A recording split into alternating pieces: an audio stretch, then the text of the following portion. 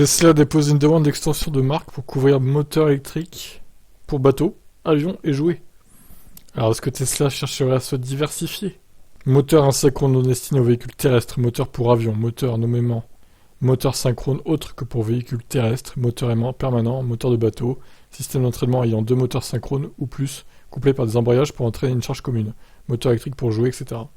La demande n'a pas été approuvée et son statut actuel est en attente d'examen, mais il semble peu probable que Tesla ne soit pas approuvé pour le changement. Cependant, même si c'est le cas, ça ne signifie pas que nous devrions nous attendre à voir un bateau ou un avion Tesla dans un proche avenir.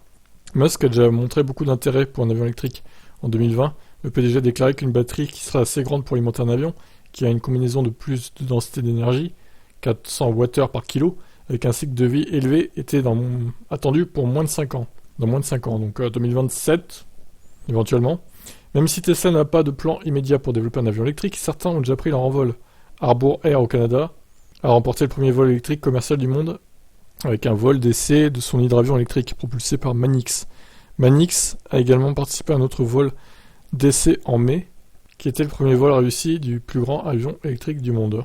Alors à ne pas confondre avec Manix, c'est Mani-X en fait, parce que c'est autre chose ça, Manix, bon voilà, je vais pas vous faire un dessin. Hein. Bref, est-ce que ça veut dire que Tesla pourrait se diversifier dans l'aviation, dans les bateaux?